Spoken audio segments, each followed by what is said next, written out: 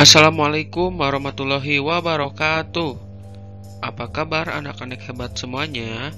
Nah, hari ini kita bertemu lagi di pembelajaran tematik, yaitu tema 1 organ gerak hewan dan manusia, subtema 3 lingkungan dan manfaatnya, pembelajaran ketiga. Nah, sebelum pembelajaran dimulai, jangan lupa untuk berdoa terlebih dahulu ya. Materi yang akan kita pelajari hari ini yaitu yang pertama IPS KD 3.1 dan 4.1 pengaruh kondisi geografis Indonesia sebagai negara maritim, dan PPKN KD 3.1 dan 4.1 yaitu perilaku yang sesuai dengan nilai-nilai Pancasila dan pengamalan nilai-nilai Pancasila dalam kehidupan sehari-hari.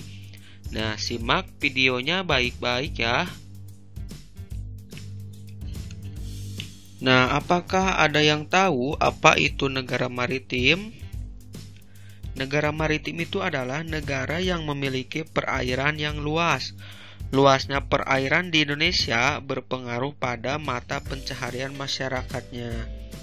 Nah, masyarakat yang tinggal di daerah pesisir biasanya memiliki mata pencaharian sebagai nelayan, petani garam, petani kelapa, pembudidaya mutiara, dan lain-lain. Nah, pemilihan jenis pekerjaan di daerah pesisir juga itu dipengaruhi oleh potensi alamnya. Tidak hanya memengaruhi kondisi ekonomi, negara maritim juga itu memengaruhi kondisi sosial seperti pertukaran budaya. Nah, pertukaran budaya terjadi saat melakukan transaksi jual beli. Para pedagang yang berkunjung ke Indonesia ada yang menetap atau hanya bersinggah. Pedagang yang menetap akan membawa adat budaya dari daerah asalnya. Hal ini mengakibatkan percampuran antara budaya asli dan budaya yang dibawa oleh pedagang dari luar tersebut. Kemudian, ada dampak positif dan negatif akibat pengaruh kondisi geografis Indonesia terhadap kondisi sosial masyarakat. Di antaranya, yang pertama dampak positif, yaitu memudahkan komunikasi dan interaksi antar masyarakat. Dan yang kedua, pengaruh budaya yang baik dari dalam atau luar daerah sehingga memperkaya keragaman budaya. Ada juga dampak negatifnya, yaitu hilangnya budaya asli karena tergerus oleh budaya luar. Dan kedua, munculnya budaya-budaya baru yang belum tentu sesuai dengan budaya setempat. Nah, jadi bagaimana? Apakah mengerti tentang pengaruh kondisi geografis Indonesia sebagai negara maritim? Nah, untuk selanjutnya kita akan membahas tentang perilaku yang sesuai dengan nilai-nilai Pancasila. Nah, setiap sila dalam Pancasila itu memiliki nilai luhur yang berbeda-beda.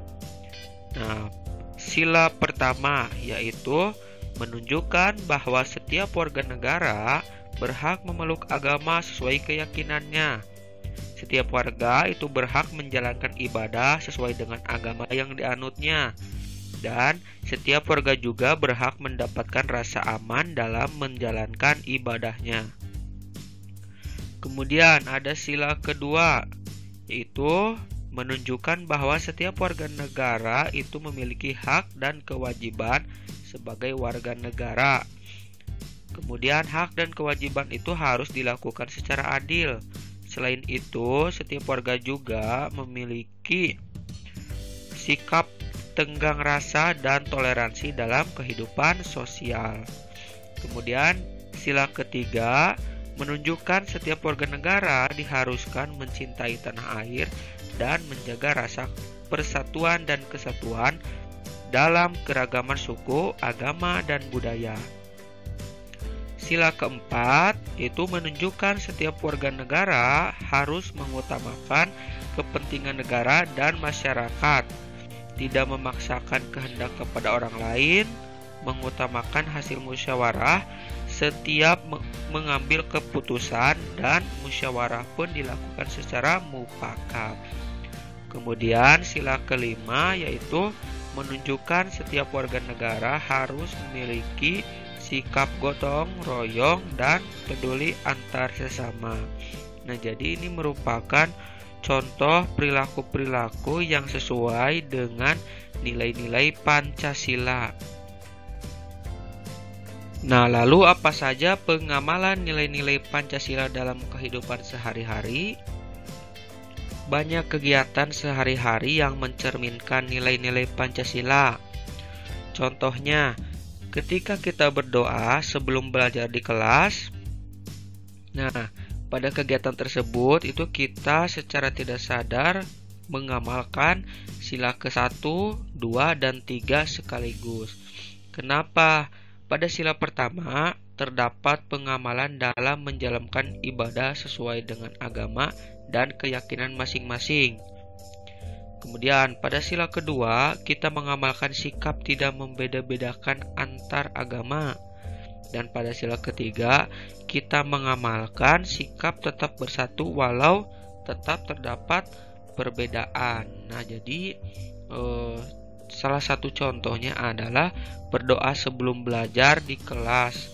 Nah, jadi mulai dari sekarang jangan lupa untuk berdoa sebelum belajar karena itu merupakan pengamalan yang termasuk ke dalam nilai-nilai Pancasila.